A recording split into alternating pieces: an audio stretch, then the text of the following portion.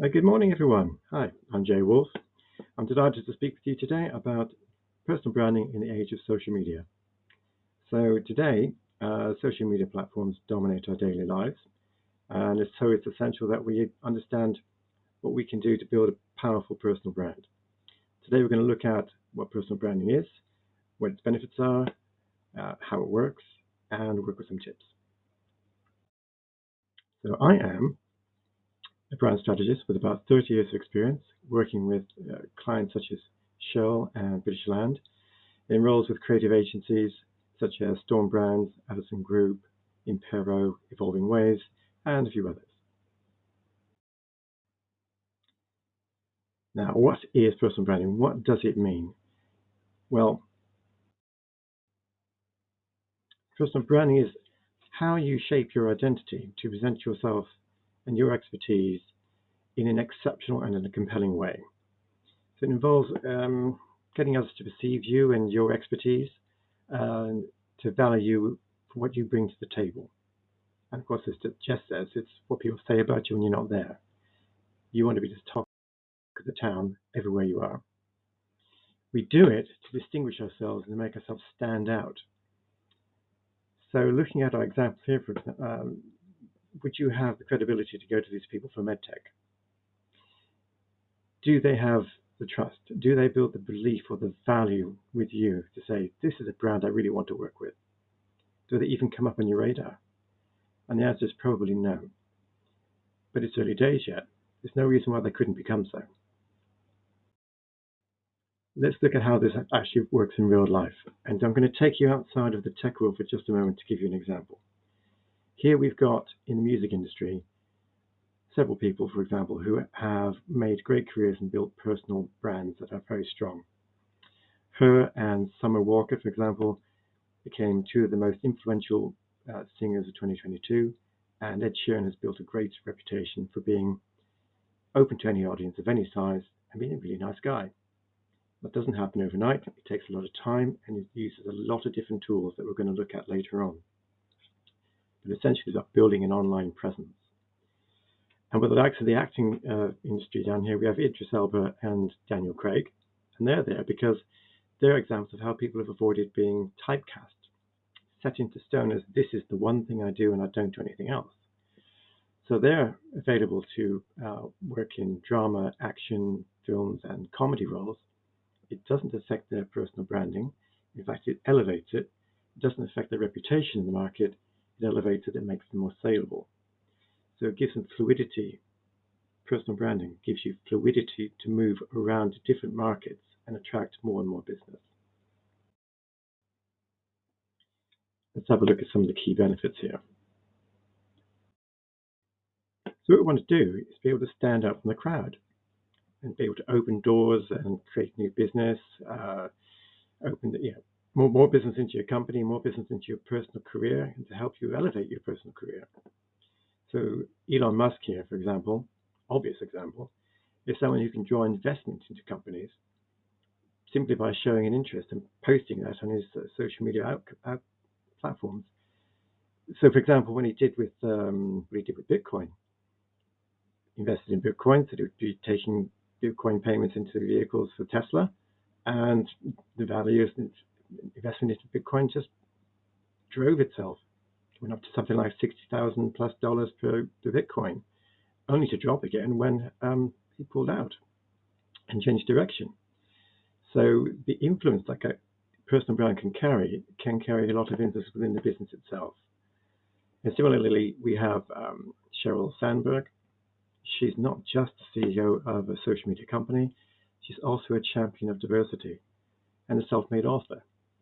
So again, what we're gaining here is control over your career, your business, your interests, what you want to do, what business you want to draw into yourself, how you want to position yourself in the industry. Ultimately, also, it's about leadership. People will follow your direction if you yourself become a key thought leader and an influencer. These sort of things are typically drawn into careers for C-suite, but anyone can do this, and the difference is how much investment you require. So how it works. If we go back to the first set of people that we introduced you to, doing it on your own is not going to have a similar effect than if you have the background of our celebrities. The celebrities have agencies behind them and PR agencies at that. So they're not doing it on their own. They may have started out on their own, but they have got backing, and that's something to bear in mind. Along the way, it would be a good idea to bring in an agency to support you. Their expertise has value, and this is why. Here is a typical diagram that I'm sure lots of you have seen, which is how social media works. You, our guy in the center here, is starting a new company, AI Enviro Prosthetics Limited, and he wants to get his name out, and he's using LinkedIn, YouTube, Instagram, everything to his advantage, and that's how it goes. It comes from him out to all those units. No, it doesn't. What's really happening in the background here is that all of these elements are interlinked with each other. They're all crossing over and need to be sold into each other. So the material that he's making that says that message, the content, needs to be adaptable to each of those different sectors. What it's also creating is SEO, search engine optimization. Without this, you're not going to get found. So H1 is your top level. That's the major hit. That's the keyword that you want to get out there. H2 is supplementary information, like a subtitle. That's another key element that you want to get picked up when people put in a search.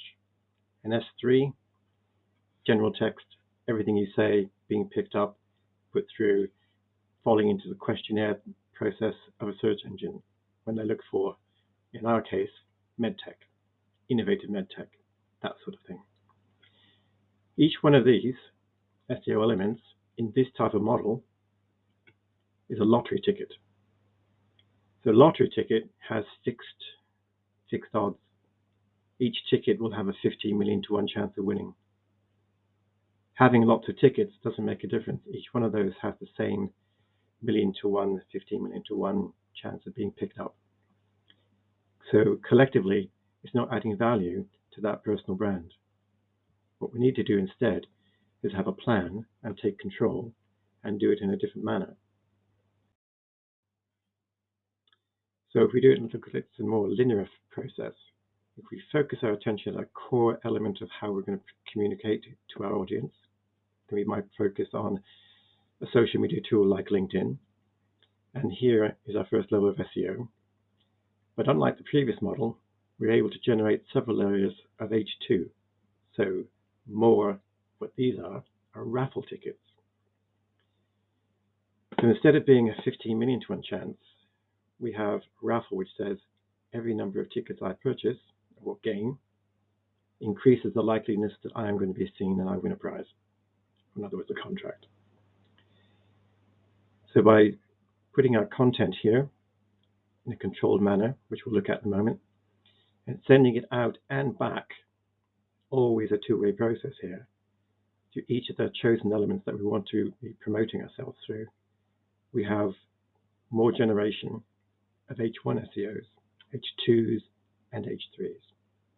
And ultimately, these, if you notice, are all speaking to each other, again, in a more lateral, controlled manner, therefore increasing yet more opportunity for keywords in searches such as this to be picked up here and brought into the top level of a search engine when someone comes along and says, who is a thought leader in AI prosthetics? And that's our man coming up here, top each time. The way to do this is to have a plan. So we're going to need to discover who we are, do an audit, find out what's going on with what is our USP, what's our unique selling proposition. Then we need to plan out how we're going to get that out with a strategy, how we're going to get to our audience, having identified who that audience is and what we're going to do when we get there. And then we're going to activate it, and we're going to keep on top of it all the time and adapt it to feedback that we get on a regular basis. constantly learning all the way through. Here's how we're going to do it. Step by step. First of all, a brand audit. Now, this is where an agency comes in quite handy, because an independent review of who you are and what you do and who would be interested in seeing you and who would be keen to get you into their investment deals is all going to come through from asking other people that you may or may not have met if they know of you and have heard of you and what their values of you are, and then to interview you and other people who work with you to get a great understanding of who you are. Very difficult to do on your own. So here's where an agency comes in quite handy. But ultimately what we want to find out here is what's the best package I can put together that says this is who I am and this is what I do, this is who I do it for, and these are the guys who are going to buy from me. Which leads us on to our strategy. And the strategy is finding those targets. How are we going to get to them? Which social media platforms are we going to select that are going to be most relevant for our industry, that people in our industry are going to be using to look for people, opportunities, and the latest in technology in our particular field, for example. And then we have to draft out our content. Content's essential. It's all about really the great storylines you're going to put together.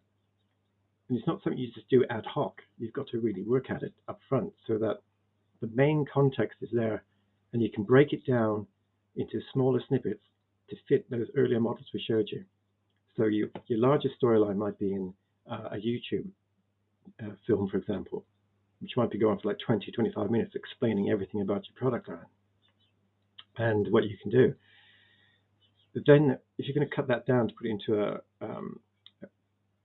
a posting for LinkedIn, you might cut that down to like 2 minutes. So that's quite an edit, but you have to have that material ready to hand so that you can do one post YouTube next day, hit people with the LinkedIn. So have a schedule, a campaign planned out that defines when things happen, which platform it goes to, how long it is it relevant, will people recognize it if they haven't seen the original piece? So to put this into concept, into perspective, if you're watching a TV program and an advert comes on, that advert might be 1 minute long. Then you might see it in another program that you see later in the week, but it's been cut down to 30 seconds. You still recognize it for what it is. Then you might hear it on the radio, and it might only be a 10-second snippet, but you still recognize it for what it is, because the content has been planned from the outset. This is what it sounds like at 1 minute, 30 minutes, 12 seconds, 10 seconds, 6 seconds. That's planning, that's strategy. Now we're going to look into our brand identity. It's the fun part. So once you've got all your identity, you've got your plan together, you've got your audit, you know who you are, you know you're going to go to. This is where you really write your story, because you are the story.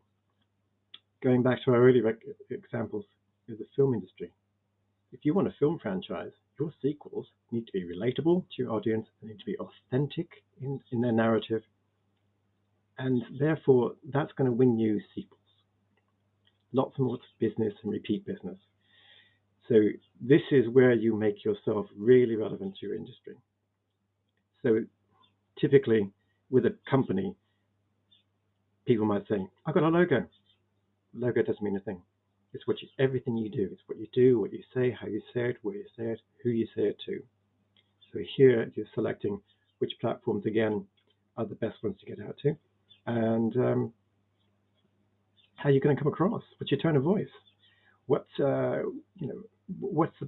the whole story? People's brains, they're very powerful and very perceptive. If you're not telling the truth, if you're not fully that thought leader, it's going to come across, and people are going to realize, don't quite get you.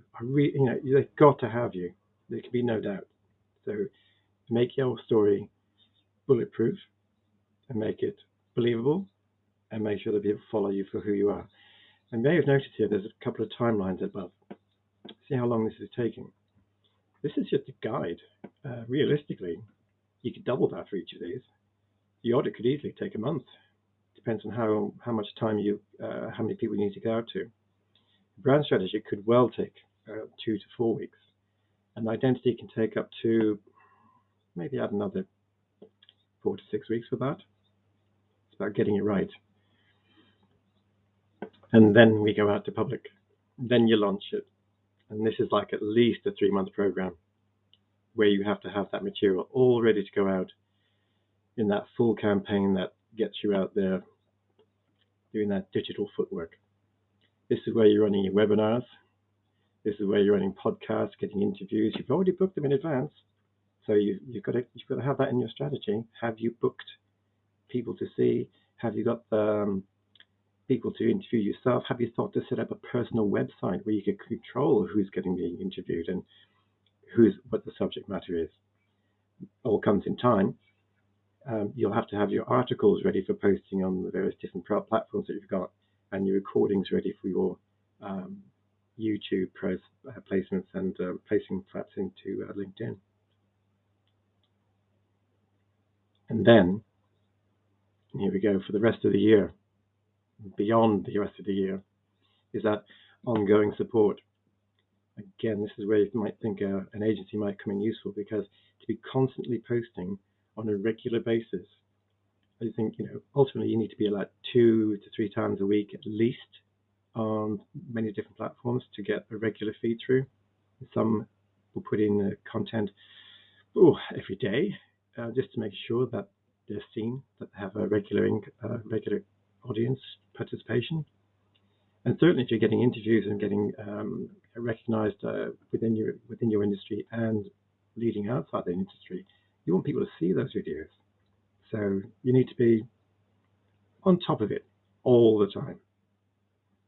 PR agencies are very helpful for this as well, because they can get you into different areas, get you to link you in with additional influencers as well, who could say, yeah, like what you're doing, and also might even refer that and repost it.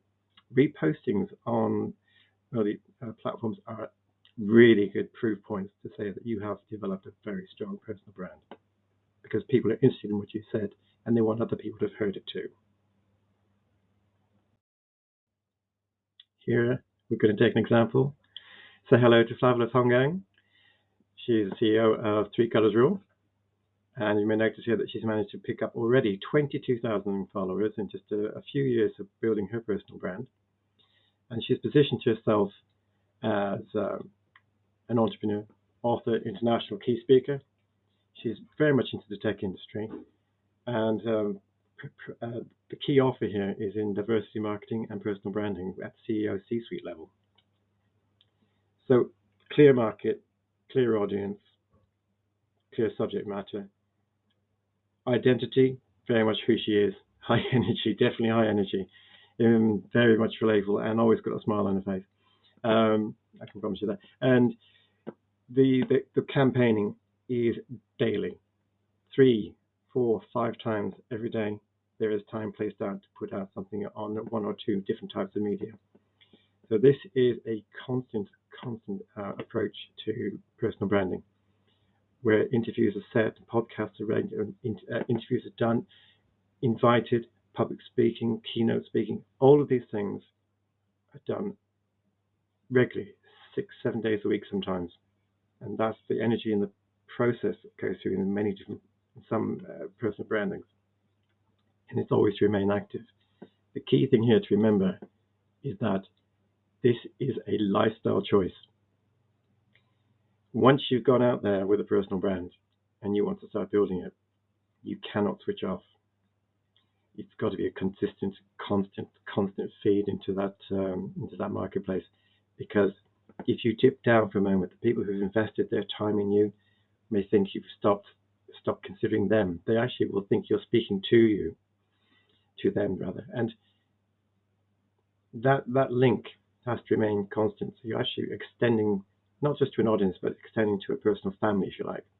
Take the people on board and accept that they are people you really want to talk to on a regular basis.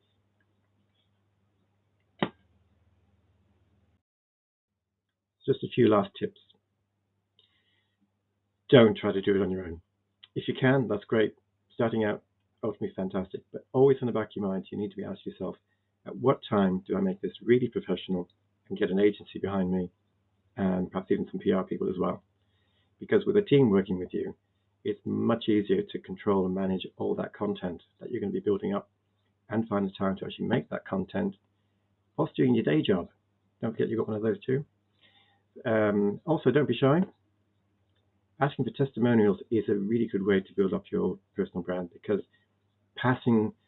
people referring you is a wonderful way for people to say, I believe, trust, and have confidence in this person to do what you're looking for at the stake of my own reputation. And tagging with people who have supported you and are supporting you.